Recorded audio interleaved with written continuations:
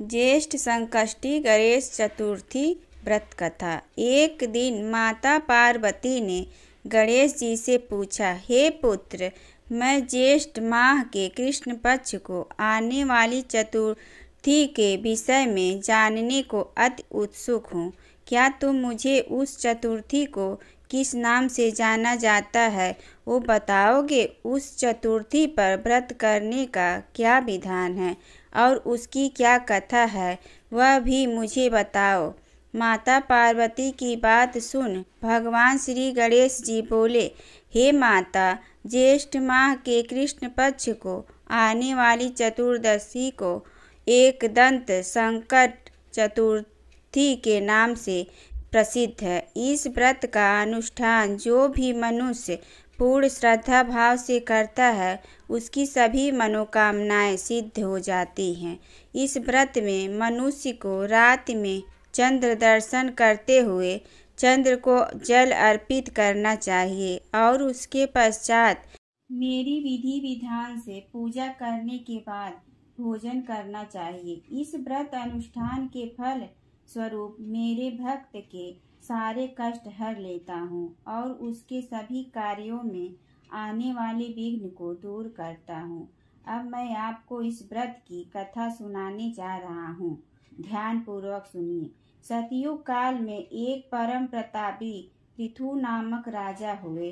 राजा इतने महान थे कि उन्होंने 100 यज्ञ संपन्न किए हुए थे। उन्हीं के राज में दयादेव नामक एक ब्राह्मण रहा करते थे। उन्हें वेद शास्त्र में निपुण ऐसे 4 पुत्र थे। उन्होंने अपने चारों पुत्रों का विवाह गृह सूत्र के वैदिक विधान से कर दिया था।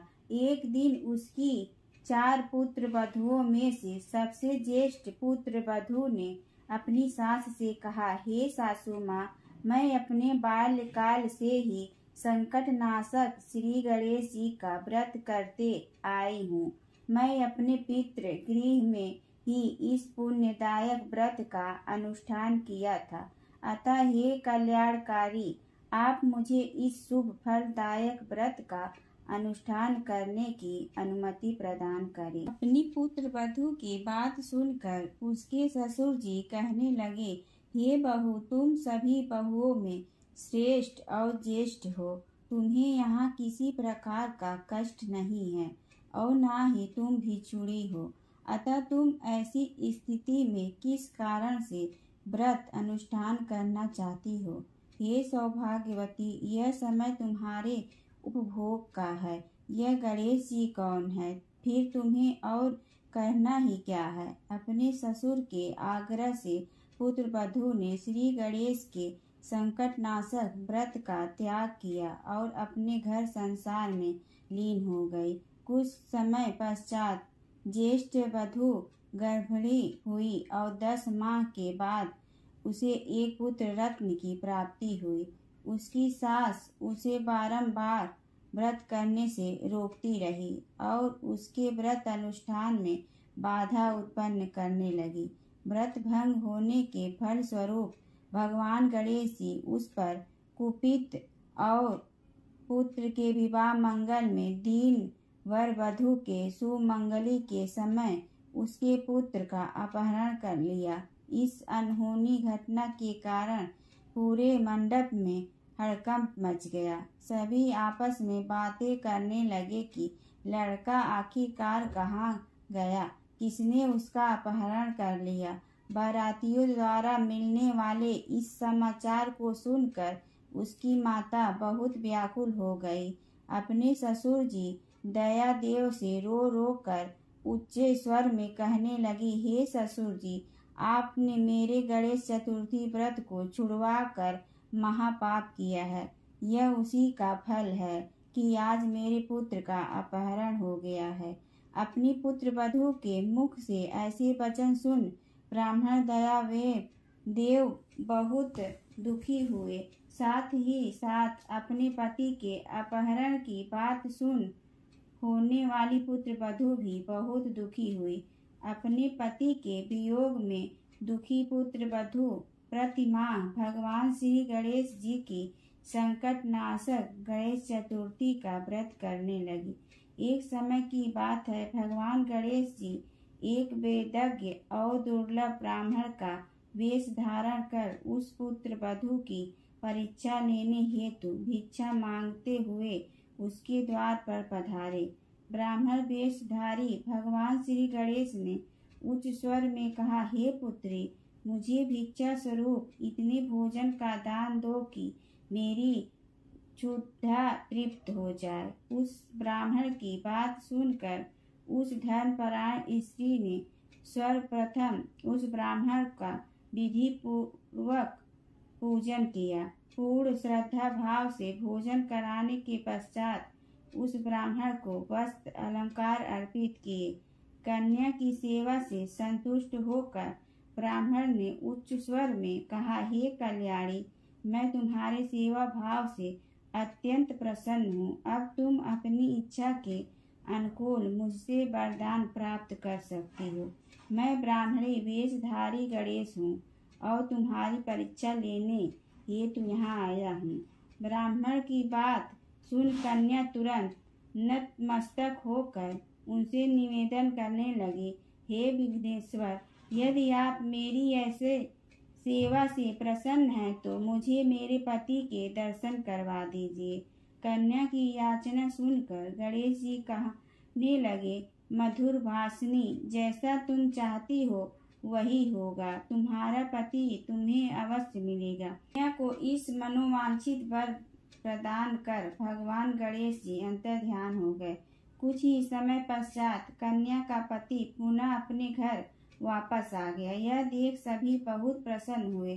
सभी स्वजनों की उपस्थिति में विवाह कार्य विधि विधान से संपन्न किया गया। इस प्रकार जो भी मनुष्य पूर्ण श्रद्धा भाव से भगवान श्री गणेश जी की ज्येष्ठ माह की संकष्टी चतुर्थी का व्रत का अनुष्ठान करता है, उसकी सभी मनोकामनाएं पूर्ण होती है। एक बुढ़िया माई थी, उसके ग्वालियों बचलियों नाम को बेटो हो। बुढ़िया माई बेटा के लिए 12 महीनों की 12 चौथ करती। बेटा जंगल से लकड़ी लाता, दोनों माँ बेटा उसको बेचकर गुजारा करते। बुढ़िया माई रोजाना लकड़ियों में से 2 लकड़ी अलग रख लेती और चौथ के दिन बेटा से छुपकर बेचकर सामान लेकर आती। फिर 5 चूरमा के पिंड बनाती, एक बेटा को खिलाती, एक अपने को खाती, एक चौथ माता को चढ़ाती व 2 बाँट देती। एक दिन चौथ बेटा अपनी पड़ोसन के घर गया। उसने चूरमा के लड्डू बना रखे थे तो उससे पूछा कि आज क्या है। सो वे बोले, चूरमा बनाया है। पड़ोसन बोली कि मैंने तो आज ही बनाया है, तेरी माँ तो हर रोज़ चौथ के दिन बनाए। तुमको आज दिया था क्या? बेटा बोला, दिया तो था। पड़ोसन बोली कि तुम लकड़ियाँ लेकर आते हो जिसमें से तेरी माँ छुपाकर बेचकर चूरमा बनावे है। बेटा माँ के पास गया, बोला कि मैं तो इतनी मेहनत से लकड़ियाँ लेकर आता हूँ, तुम चूरमा करके खाती हो, तुम मुझको छोड़ दो या चौथ माता को। तो बुढ़िया बोली, बेटा मैं तो तेरे लिए ही व्रत करती हूँ, सो तुमको भले ही छोड़ दूँ, लेकिन चौथ माता को नहीं छोड़ सकती। तब बेटे ने घर छोड़ने का फैसला किया। तो माँ बोली कि तुम जा रहे हो, लेकिन मेरा हाथ का ये आखा लेकर जा, तेरे ऊपर जो भी संकट आएगा चौथ माता के नाम पर इन्हें पुकार देना, संकट दूर हो जाएगा। बेटा ने सोचा कि तो झूठी बात है, लेकिन बात रखने के लिए ले लेता हूँ। घर से चला, थोड़ी दूर गया और देखता है कि खून की नदी बह रही है, किधर से भी रास्ता नहीं है। तब उसने माँ के दिए आखा पुकार के बोला कि हे चौथ माता, अगर ये नदी सूख कर रास्ता हो जाएगा तो तुम सच्ची हो। इतने में ही नदी सूख कर रास्ता हो जाता। थोड़ा आगे चलने पर तो रात होने लगी और सुनसान जंगल आ गया। तब आखा पुकार कर बोला कि हे चौथ माता, मानो रास्ता मिल जाए, नहीं तो ये जानवर मुझे खा जाएंगे। इतने में ही रास्ता मिल गया। आगे एक राजा की नगरी में गया। राजा हर महीने एक नदी की बलि देता था। वह एक बुढ़िया के घर गया तो देखा कि बुढ़िया माई रोटी बनाते हुए रो रही थी। तब उसने पूछा कि माई तुम रो क्यों रही हो। बुढ़िया बोली कि मेरे एक ही बेटा है और आज वो राजा की बलि चढ़ जाएगा। मैं ये रोटी उसके लिए बना रही हूँ। वो बोला कि माई ये रोटी मुझे खिला दो, मैं तेरे बेटे के बदले चला जाऊँगा। माई बोली रोटी खिला दूँगी, लेकिन तुझे कैसे भेज दूँ। उसने उसे रोटी खिला दी। रात में सोते समय बोला कि राजा का बुलावा आया तो मेरे को जगा देना। आधी रात को बुलावा आया। बुढ़िया माई सोचने लगी कि पराए पूत ने कैसे बलि चढ़ा दूँ, पर इतने में ही वह जग गया और जाने लगा और बुढ़िया माई से बोला कि मेरी पोटली और लाठी रखी है। बुढ़िया माई सोची कि आज तक ही कोई वापस नहीं आया, ये कैसे आएगा। राजा का आदमी उसे साथ लेकर चला गया। वहाँ पर उसे कच्चे घड़े पकने वाले कुंड वावा में चुन दिया। जब वो चुना जा रहा था, ये भी तुम ही डालो। इतने में आवा पक कर तैयार हो गया। 2-3 दिन बाद आवा के पास बच्चे खेल रहे थे। बच्चों ने खेल खेल में आवा पक करी मारी तो उसमें से आवाज आई। बच्चों ने राजा के आदमियों के पास जाकर कहा कि आवा पक गया। राजा के आदमियों ने सोचा कि 6 महीने में पकने वाले आवा इतनी जल्दी कैसे पक गया। उन्होंने ये बात को बताई। राजा ने जाकर देखा तो सारे बर्तन सोना चांदी के कलश हो गए। वे बर्तन उतारने लगे तो अंदर से आवाज आई कि धीरे धीरे उतारना, अंदर मानस है। राजा ने सोचा कि इसमें से पहले तो कभी कोई ऐसी आवाज नहीं आई। राजा ने पूछा कि कौन हो तुम। तो उसने अंदर से ही कहा कि मैं तो वो ही हूँ जिसे आपने 3 दिन पहले इसमें चुनकर बलि ली थी। उन्होंने खोल कर देखा तो अंदर वही आदमी है जिसे 3 दिन पहले उन्होंने इस आवा में चुनकर बलि चढ़ाया था। उन्होंने सारी बात बताई। उस महल में जाया गया। राजा ने पूछा कि तुम कौन हो और बच कैसे गए। तो उसने कहा कि मेरी माँ चौथ का व्रत करती थी, उसी की वजह से बच गया। तब राजा ने कहा कि ये झूठ है, इसकी परीक्षा लेनी होगी। राजा ने 2 घोड़े मंगवाए। एक पर स्वयं चढ़ गया और दूसरे पर उसको चढ़ा दिया। उसके हाथों और पैरों में जंजीर डाल दी गई। राजा ने कहा कि अब जंगल की तरफ चलते हैं। अगर ये जंजीर खुलकर मेरे हाथ पैरों में आ जाएगी तो तुम्हारी माँ की चौथ माता सच्ची हैं। थोड़ी दूर चलने पर ऐसा ही हो गया। राजा के हाथ पैरों में जंजीर जकड़ गई। फिर उस लड़के ने बड़ी मुश्किल से राजा को वापस राजमहल पहुंचाया और जाने लगा। तब राजा ने उसे रोकने के आदेश दिए। फिर राजा ने उसे अपनी बेटी के साथ विवाह करने के लिए कहा तो उसने सहर्ष स्वीकार कर लिया। राजा ने उसे वही महल में ही रहने के लिए अलग से सारे साधन उपलब्ध करा दिए। वह राजकाज में सहयोग करने लगा। कुछ महीनों बाद उसे घर की याद आई। एक दिन मौसम बहुत ही खराब हो रखा था। चारों ओर बिजलियां कड़क रही थी।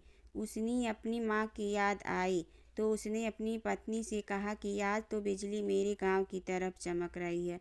तो उसकी पत्नी यानी राजा की बेटी ने कहा कि आपके गांव भी क्या है। तो उसने बताया कि उसे अपनी माँ के बारे में। फिर कहा कि गांव चलेंगे। दूसरे दिन सुबह वे गांव के लिए रवाना हो गए।